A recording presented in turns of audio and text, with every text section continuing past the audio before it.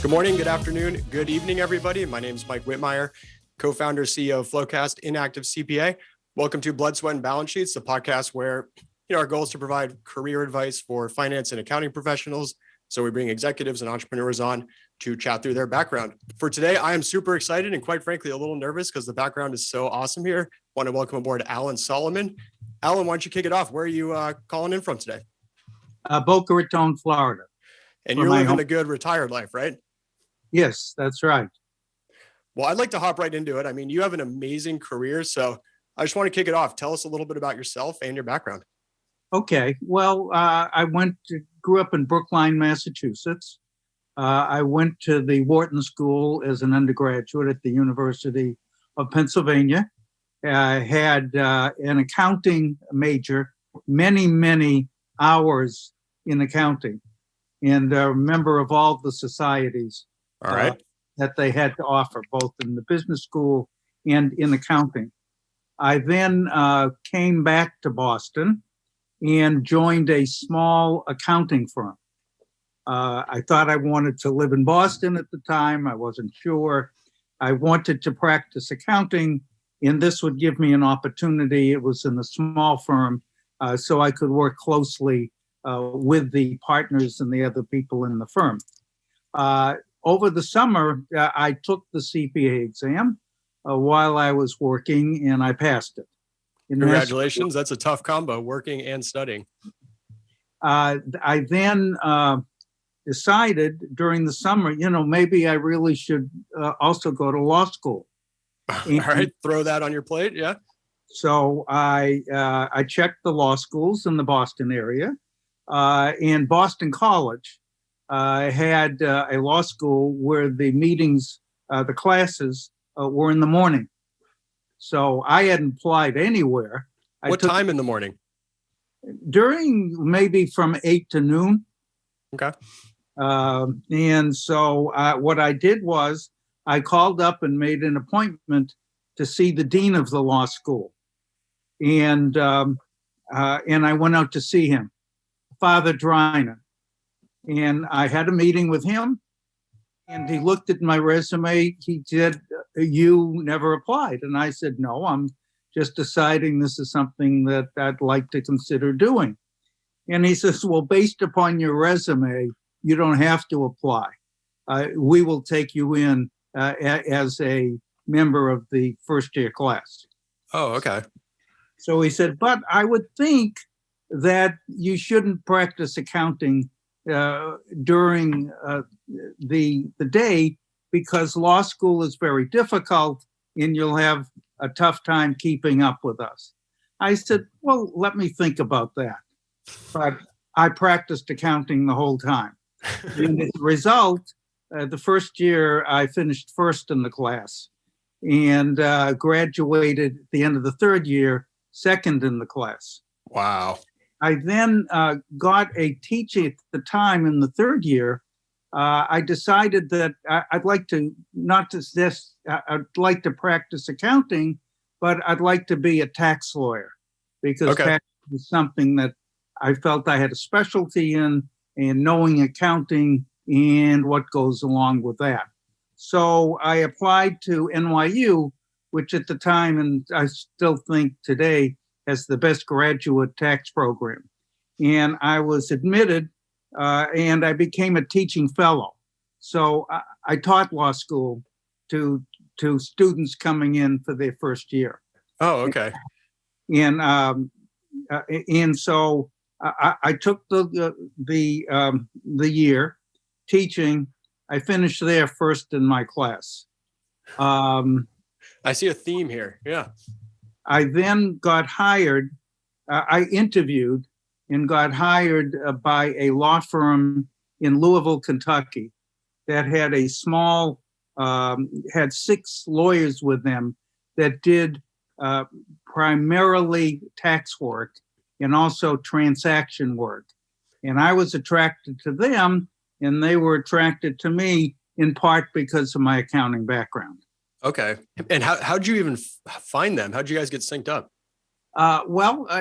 Through the program, the hiring program, at NYU. Got it. At the time, and I had married a woman who graduated from Smith College in Northampton, Massachusetts, and some of her family were from Louisville. So I thought that would be a good idea, and we went down and were interviewed, and I was hired. Got it. That makes sense. Mm-hmm. So when I arrived in Louisville and started my first day, was two things. I got my admission to the honors program of the Justice Department in Washington. They finally got around to accepting me into the program. And I also got my draft notice, because in those days, those men had to serve in the Army. Mm-hmm. So I went in to see the senior partner in the law firm, and I said, I got this issue. He said, why don't we go down and speak with the president of the bank? We were in a bank building, and we went down, and it turns out the president of the bank was the general in the Air Force National Guard, which he knew. And he said to me, we have a waiting list of 18 months to get into this program. When can you start? So I said, I can start right now. He said, why don't you go home and pack and show up, which is what I did. And I went on active duty. I did basic training in Lackland Air Force Base in Texas for 8 weeks, and then came back and started the practice of law. Wow. Okay. So wait, are you active military, like on duty during this time frame now? Yeah, there was on call, I guess.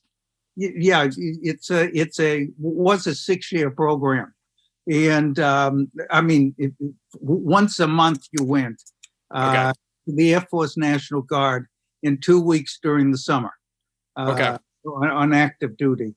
And I spent one summer I spent in Biloxi, active duty, and the other in northern Minnesota. The third time I got off because I was too busy in my law practice.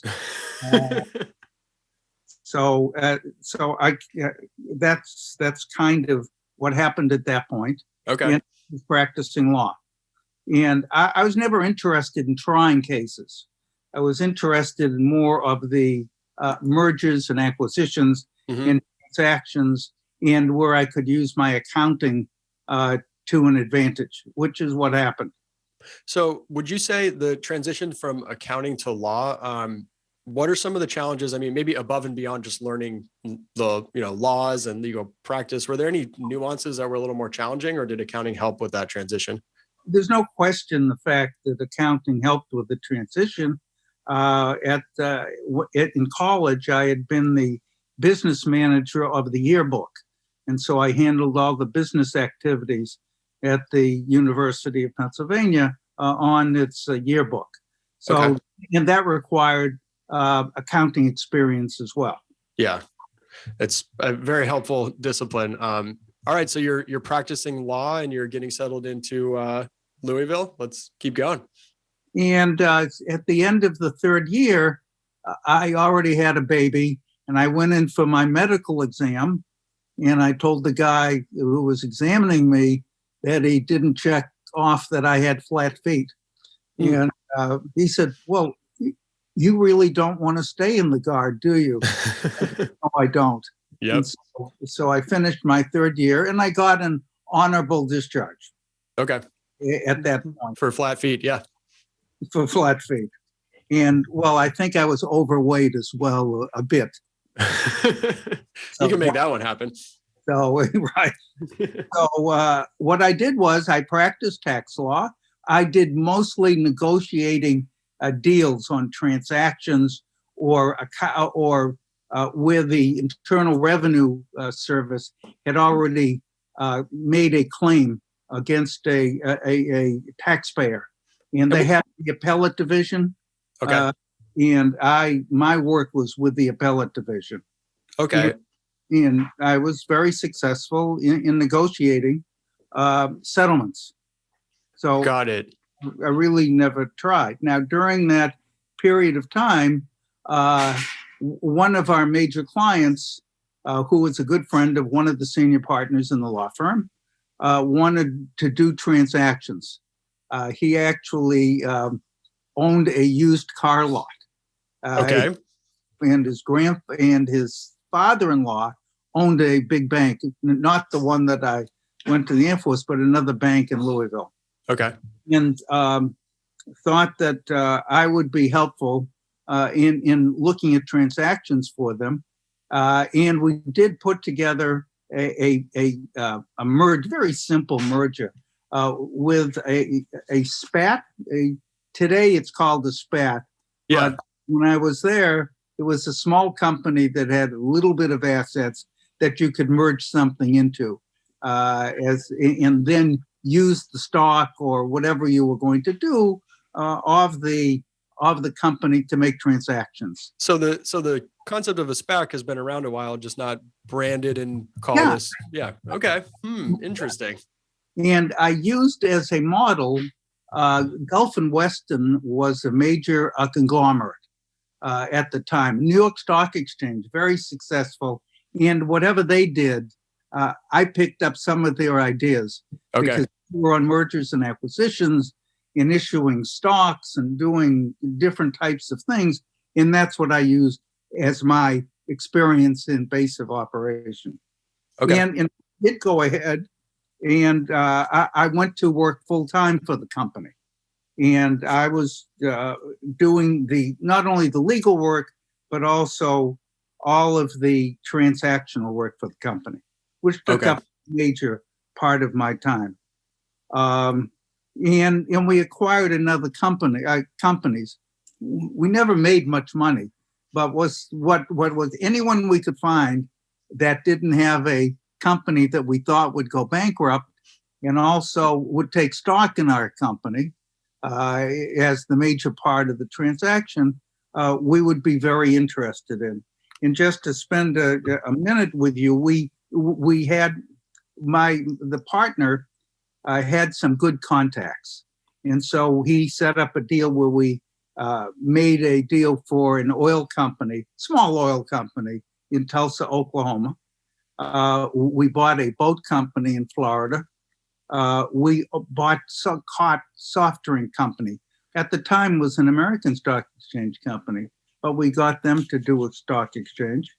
We were in the sporting goods business, importing. We owned a chain of gasoline stations. We were very busy. The last transaction we had when I was there was TSC Industries, which today was listed then and was listed on the New York Stock Exchange. And so we did a back merger into TSC and changed the name of the company to National Industries. At that time, we got sued in a stockholder's suit based upon a claimed material violation of the proxy rules. We were successful, and I hired at the time John Paul Stevens, who later turned out to be on the Supreme Court. But I was introduced to him, and and we won in the district court. It wasn't a trial; it was just based on motions. And we went to the Seventh Circuit, and we lost in the Seventh Circuit. And so we appealed to the Supreme Court. At that time, John Paul Stevens was selected as a justice of the Supreme Court. Wow. And so we went to the Supreme Court. They took certiorari, and we were, John Paul Stevens was on the Supreme Court, but he came in and he waved and he left. So there were only 8 justices to decide our case. He obviously couldn't hear the case. Oh, was it like an independence issue? He bowed out of it? Absolutely. Got it. Okay. Yeah. Judges don't just get to decide which cases they work or not and wave and say goodbye. It's a conflict. Okay. The decision was 8-0 in our favor. Nice. And it's called Northway versus TSC, and is one of the important cases in determining what is material. Oh, okay. So all the auditors and accountants know materiality has been driven by Oh, this. absolutely. At that point, the principal in our company passed away at a very early age, and the company was sold to Fuqua Industries, which was another conglomerate based in Atlanta, Georgia. Okay. Excuse me. And I was offered a position as an executive vice president there. Or if I wanted to go back into the practice of law, they would give me a substantial retainer, which is what I did. I went back into the private practice of law. And Was there anything other than the retainer that helped you make that decision? Did you have a preference in terms of like what you would enjoy doing? Yeah, I liked the what I was doing in terms of transactions. There were other executive vice presidents also, and while I didn't mind moving to Atlanta, Georgia, I wasn't interested in getting into which one is better of the Okay. executive vice presidents. And Got I it. was the low man on the totem pole. Okay. So I went back into the private practice of law and did transactions and other business things. The one thing, Ronald Reagan became president at that time, and I was picked to be a senior advisor on the Treasury Department to the transition team. Wow. Okay. Did you ever meet Reagan? No, I met Reagan. Reagan was the Treasury guy. Oh, Reagan. Okay. But I came close to meeting the president, but I didn't because I had wanted. I was offered a position if I wanted to stay in the Treasury Department, which didn't interested me. But what did interest me was if I could be the commissioner of internal revenue. I was interested in more of an outside type job rather than an inside job.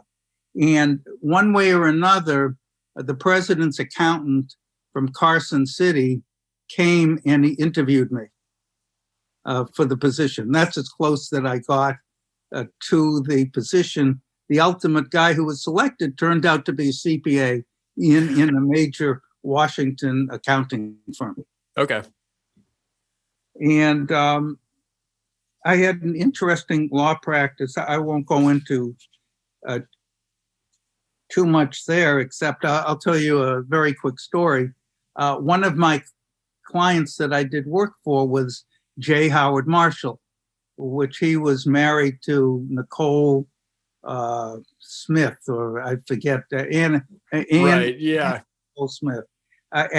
When he wasn't married to her at that time, but he was in the oil business, and I got introduced to him through another partner of mine, and he had a transaction in Zurich that buying an oil trading, doing an oil trading transaction. Okay. And he asked me if I would go to Zurich and negotiate the transaction. And I said, there's a new law called the Federal Corrupt Practices Act, that if you're doing business with someone in a foreign country, you need to know who that person is and where the oil is coming from. Yep. In this case, it was from Nigeria. Okay. And, so the people he was involved with, the other people on the other side, happened to, they had hired a major New York law firm to work on the transaction. And by the time that I got to review the deal, everything was okay on the transaction, except the name of the other party who we were buying the oil from was left blank. And I said, well, who is this party? They said, you have to come to Zurich and to work on that with us. So I said to Howard Marshall, I said, we got this new law. I said, we can't do this transaction without knowing who the party on the other side is. He said, Allan, they're represented by a big New York firm. You go ahead to Zurich, which is what I did. I went to Zurich and I walked in the office before I had breakfast. Next time I have a transaction like that, I'll wait for breakfast, because the meeting was very short. I went in, met in a law firm with a lawyer, and I said, well, who's your client? He said, it's a Liechtenstein Gestalt, which is some sort of entity that's the most secret entity in the world. Yeah. And hey, we aren't doing business with them. I said, you want to take me to Lagos? You want to show me on the second floor an oil trading company and introduce me to them and let them tell me that they're the customer and we put them in? He said, we can't do that. So I said, well, we can't do it either. So we do the transaction. I came back. I took the noon plane back. Flew all the way to Zurich for a couple hours. They won't even give you the name of the company. Right. Man, I mean, throw a foreign corrupt businesses practice, throw that out the window. You just normal course of business. That's a pretty lame thing to not tell you the name of the company. Oh, I know. Yeah. We had bought a condominium in Florida, and we wanted to spend some time, and I got introduced to a lawyer down here who was a partner in a major law firm in Florida. Turns out they had a transaction that their clients didn't think they maybe had the experience in order to help them sell this business. And they needed some guy who had white hair, I guess. And so we said, would you consider coming in to help us on the transaction? And I said, well, I'm a partner in this other firm. He says, that's fine. That's okay. And I was introduced, and they did hire me. And so we went ahead and completed a very successful transaction. And at the end, he said, why don't you come and join our firm? I said, maybe I would like living in Boca Raton, Florida. Mm-hmm. I need a job. He said, don't worry, just tell me what the deal is. So I told him what the deal, I thought about it, and I told him what the deal was. And 2 days later, he said, when do you want to start? Wow. So I joined the firm. I'm noticing a theme where you are recruited to new places, which when I back into it, that means you do great work and you're a pleasure to do business with. One of the guys I met in terms of my work in Louisville after I had left National Industries and went back into the private was a guy by the name of Bernie Goldstein. And he was a client. It turned out to be a client of mine. And he had one of the guys who left our company went to work for him as a financial vice president. And he had a tax issue, and he wasn't satisfactory the way that it was being resolved or how to handle it. And this guy said, hey, you have to meet Allan Solomon. And Bernie had a tax issue that he wasn't happy with the advice he was getting as to what to do. It was a significant deal. And the guy who became his financial vice president said to him, you really need to talk with Allan Solomon in Louisville. He knows all about this stuff. And so he called me and he said, would you come to Bettendorf? And I said, sure. So I went to Bettendorf, and long story short, I resolved it totally to his satisfaction. And as a result, he had a bunch of lawyers that were working for him, but anything that had to do with a transaction or issue involving accounting, checking with his accountants, he would speak to me. It turned up that when I was in Florida, moved to Florida, which is in April of 1986, he moved there at the same time. I moved full-time. He was there on a part-time basis. and I was doing some legal work for them. But at that time, the state of Iowa came up with the concept of having riverboat gaming. They were having problems from an economic standpoint. People were leaving the state, revenues were going down, and the idea came up that maybe we can do riverboat gaming, and people will come and that will be attractive. Okay. Bernie, turned out, owned a lot of land right along the river in Bettendorf. And he thought that was a great idea. Yeah. I'm not sure he had ever been in a casino before, but he thought that was a great way to make more money. And so he got involved in Iowa, and actually I helped him apply for a license, a gaming license in Bettendorf, Iowa, which he was ultimately issued. Okay. Bernie was also in the boat business, and so he built a couple of boats. That's a beautiful combination. Mm-hmm. Yeah, that's certainly what he thought. And so I have a feeling there's a butt coming up here. Oh, he started, and so I he asked me about it and how to structure it and all that kind of stuff. Not the boat, but the transaction and how to handle it, which I did. And I said, this is something that I could be interested in. It sounds very good to me. He said, I tell you what, why don't we see how it's working out, and I'll see that you can be an owner in the business.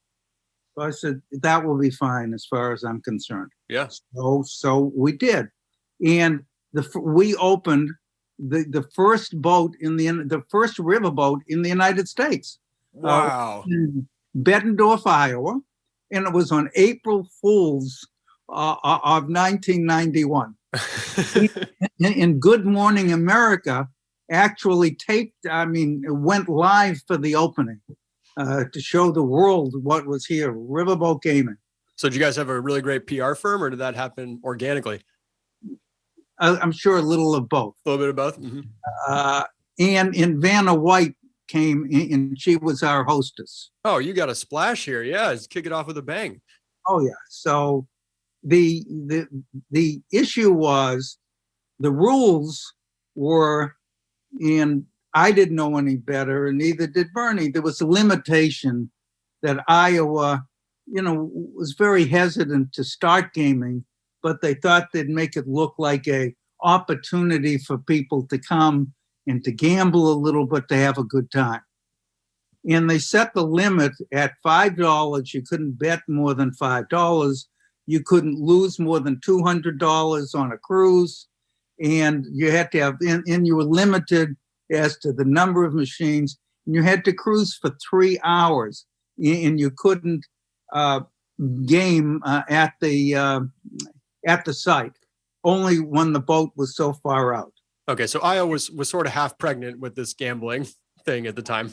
And there was another place in Iowa, Keokuk or some place that also did it, and Bernie had another boat there too. He was all over this. Mm-hmm. All the money's going. As it turned out, it didn't, because Illinois thought it was a good idea, and they were right across the river in Rock Island, and they brought in riverboat gaming without any restrictions.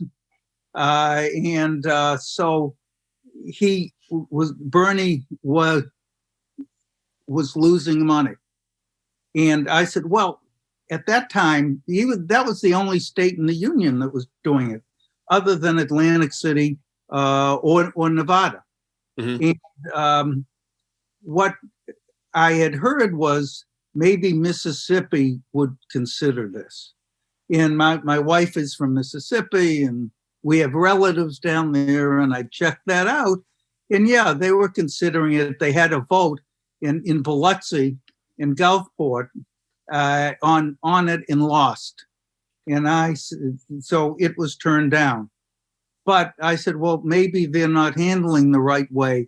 The people don't understand what that can mean in terms of And so we went down and we put on a public relations type approach to the thing, because we had jobs, we had there were other businesses that would be attracted to Biloxi. It would clean up a brownfield site. I mean, every reason to do it. And we were successful in Harrison County, did pass. And so we went down to find a site in Biloxi. And there was a site that was owned by the city and had been leased to some trash company. And we made a deal first with the owner, with the lessee of the trash company, to buy him out. He thought that it would be a good idea to have a casino, except that he had licensing issues. It's very strict, all the different states, as to what you have to prove, and you can't have any blemishes in your record. Okay.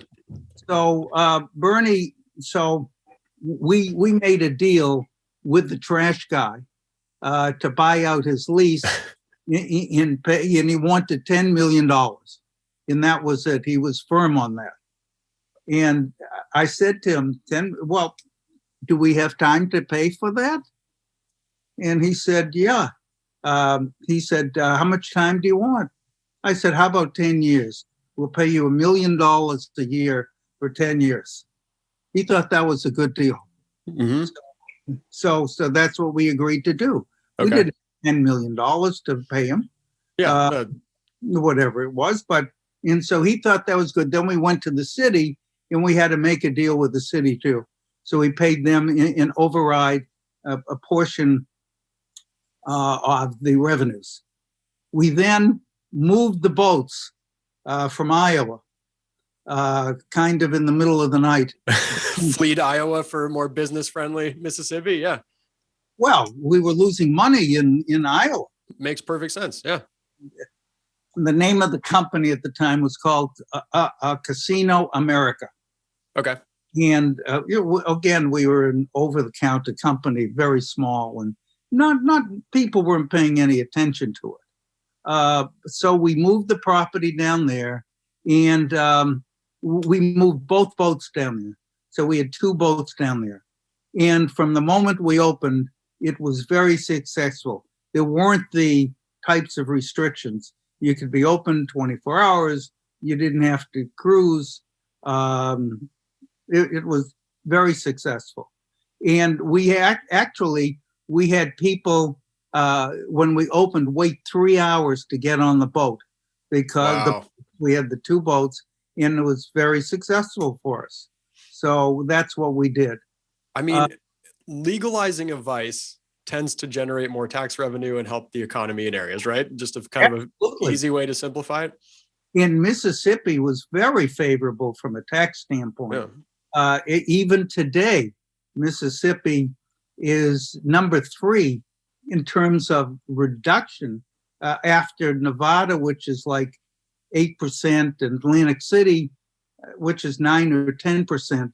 We were 12% of gross revenues. Okay. 9 to the state and 3 to the county or the city. I forget exactly what it is. And that's very favorable, because today in many states, it's substantially more. But Mississippi, for a reason, decided that this could be an economic boom for the state and generate all sorts of revenues. And it has been very successful. Yeah. How do you calculate is gross receipts revenue for a casino? Well, no, gross receipts are money that goes into the machine. Yeah, I was going to say that's probably not into the slot machine. Well, no, the counting rooms in every casino that we have, the management can't be in the counting rooms. The people, for the most part, have to wear clothes that don't have pockets. And in the state or the county is there monitoring the counting. Whoa. Okay. So it's absolutely the way that it should be. Yeah. But in most of the business in the in the where we are all slot machines. We have table games, we have roulette, we have dice, we have poker rooms in some of the casinos, depending upon the state and what the laws are. But most of the revenue comes from slot machines. Okay. Now, the slot machine, so the revenue is the gross receipts coming in less the winnings. Okay, so you do net out the winnings. Yeah. So that's what we net out, and that's what we do. So I consider COGS? Huh? Or losing your cost of goods sold? Oh, yeah. Okay, got it. I've clearly never audited or done accounting for a casino, so this is all.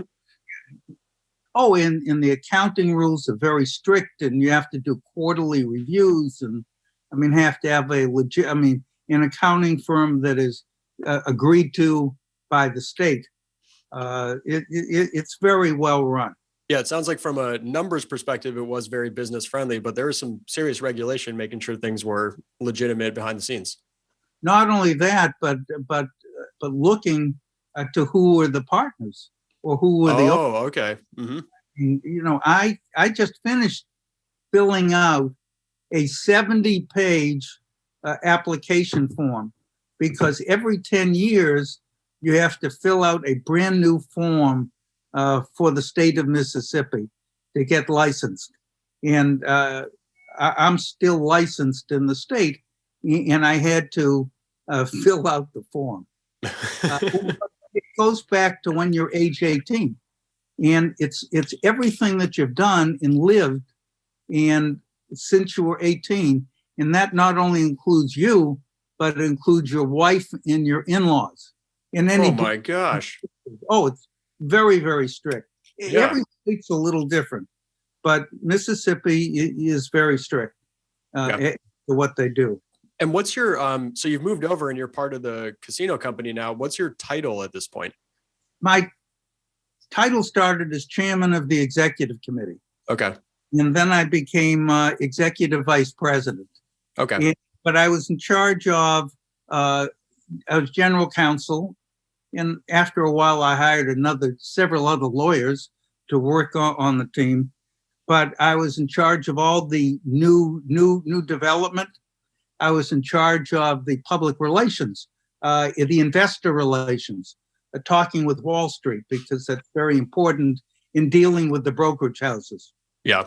And I was also, while we had brought in a financial vice president, I worked very closely with him, because gaming is a very capital intensive business, because you have to change out slot machines. You have to do additional amenities like hotels, entertainment facilities, all sorts of different things. And I worked very closely with the financial vice president, putting together all the different financings that we had. Yeah. So pretty broad reach across the organization. Yes. No, the way I looked at it is I didn't have any responsibility for anything within the four corners of the property. I was responsible for everything else. Okay, that's a good way to break it down. Right. Yeah, well, we had, because the CFO, who ultimately turned out to be CFO, she hadn't been licensed. We hadn't hired her. And originally, we didn't know how we were going to handle the transaction and how successful we would be and what we could afford. So I was the CFO. Yes. Okay. So yeah, you were really handling everything outside of those four corners. Right. And so we had the Biloxi property. And any other questions about Biloxi that you want to know? Well, wait, the other story I wanted, I had a note. Yeah. When we got to the closing to sign the lease for the 10-year lease at the $1 million a year, mm-hmm. And he said, where is the interest? I said, we never discussed interest. We were paying $10 million $1 I was million. going to make that comment earlier. He was comfortable just with the discounted cash flow, leaving the inflation on the table. I didn't get that with him until the closing. Told him that was the deal. Mm-hmm. And he said, well, who's the guarantor? So I said, well, Casino America is the guarantor. That was the only property we had. Okay. Oh, okay. So that's an interesting story. That's a nice negotiation. We then went to Vicksburg and did a transaction there and took one of the there was additional competition that came into Biloxi. So while we started out as the first casino, the Riverboat Casino in the in Mississippi, other casinos were going. Several other casinos had licenses, and today in Biloxi, it's over $1 billion revenue business. I mean, for the whole group. Yeah. But we went up to Vicksburg, again, did a transaction, brought one of the boats up from Biloxi. And actually today, I am one of the owners, several owners of the boat in the casino that's open in Vicksburg. Oh, that's awesome. It's changed hands a couple of times, but some of our employees are still there. Oh, very cool. And so that was good. Do you ever go visit? Oh yeah, well, I'm chairman of the board. Okay, so you visit, walk in like you own the place a little bit because you do. During this time, I mean, I can't step out of my house, but but yeah, no, I go visit. Awesome. Quarterly meetings, yeah. I wanted to go back to getting the some of the regulation passed. You had mentioned a PR campaign. So is that, I'm naive to some of this stuff. Is PR crossing over into lobbying territory? Is that convincing like the government to do what you want, or how did that work? It can. I mean, it depends what you're lobbying for. Mm-hmm. The government wasn't in Mississippi. We were going to the voter. Okay. And so going to the voter, it was more a PR thing. And we did hire a PR firm to help us. Yeah. And we were successful as to the advantages of doing it. But we have done both lobbying and PR. We had at one time, I forget how many, we have now 14 or 15 casinos. We did various things. I think the one place that we really did a lot of lobbying in PR was in Florida, because a couple of years later, we bought a harness track in Florida, in Broward County, and with plenty of acreage. And for those who don't know, a harness track, I believe, is that like the chariot horse race? Yeah, style? Exactly right. Mm-hmm. And they weren't making any money, but Bernie and I thought that it would be good to buy, that maybe we could put a casino there. Makes sense. Florida had rejected casino gaming in a constitutional amendment maybe 6 or 7 years before we bought the property. But they're okay with horse racing. Oh yeah. Okay. Yeah. All right. So how'd you end up with a casino in Florida then?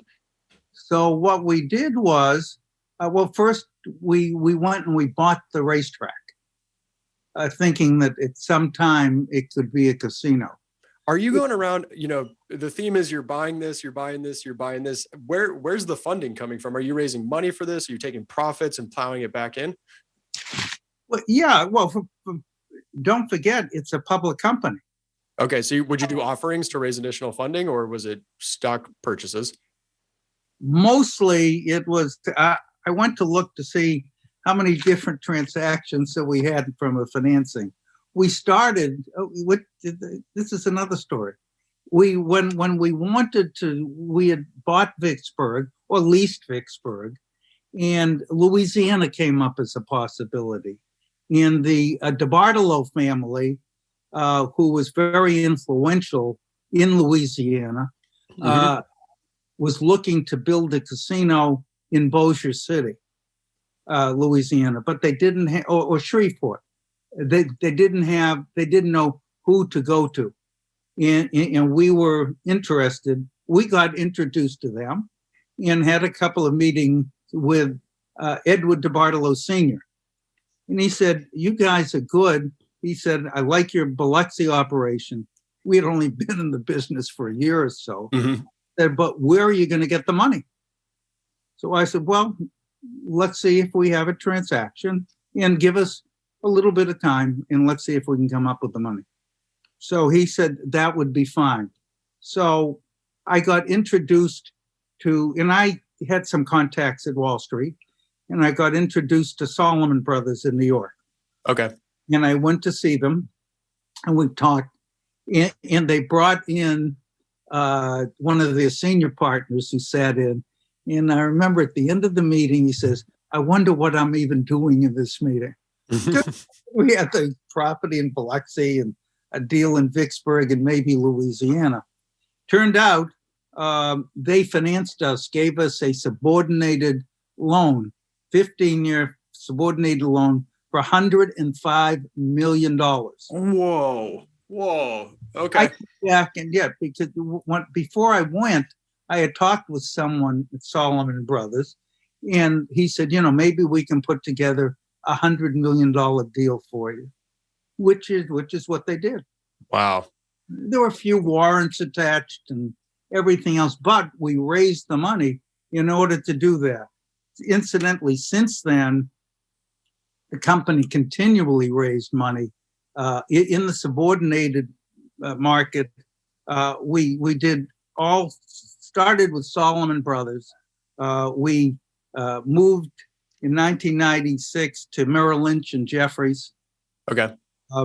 Merrill Lynch did a transaction for us, I think in 1999 of $300 million. I think the most we ever borrowed, we put together a $600 million deal with CIBC.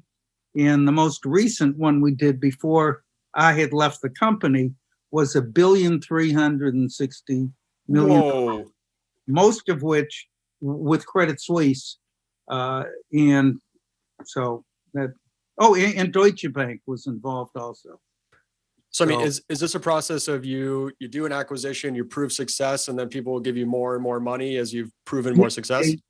If they believe, you're right. If they have to talk to you. And that was my job, to spending time with them and telling people how good we were doing and what the next deal would be. And so I became friends, and it worked out well. Well, other companies that got involved also and saw the business of riverboat gaming being good. Okay. So you had companies like MGM, Wynn,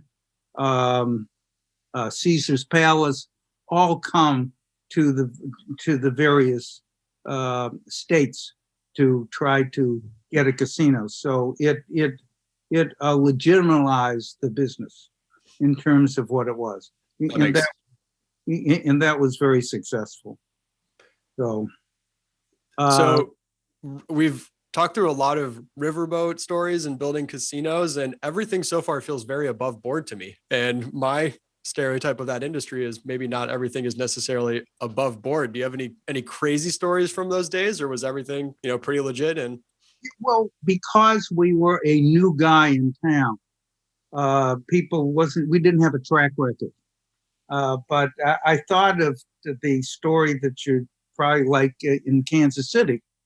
Okay. Hilton had a riverboat that they built in Kansas City in the downtown area. And it turned out they had a company called Hilton Gaming, which was a subsidiary of Hilton. And they had to sell it. They had whatever it was, they had licensing issues, and this on a continuing basis. It's very strictly regulated and things you can do and can't do. Yeah. I had gone to all these investor conferences and meeting people, not only bankers, because that was important, but also meeting people in the development business or the executives of these other companies. And since I was a principal, and people judged me as which I was, one of the owners of the company, because our chairman didn't do any of that. One of the persons I met was Arthur Goldberg, who was president of the time of Hilton Gaming. And I found out that Hilton had to sell the property in the casino. And I called them and I said, Arthur, I said, this would be a great, we changed the name to Isle of Capri Casinos. Okay. It's another story. But anyway, Arthur said, Allan, I'd be happy to talk with you about it, but I have it sold. He said, who are you selling it to? He said, Donald Trump. So I said, Donald Trump? Okay. I said, what's he buying it? He told me the price. And I said, Arthur, we would pay more for it than that. He said, look, I got it sold to, I said, if Donald can't buy it, will you sell it to us? He said, let me think about that. He says, but why won't Donald buy it? I said, I don't know. I said, things happen.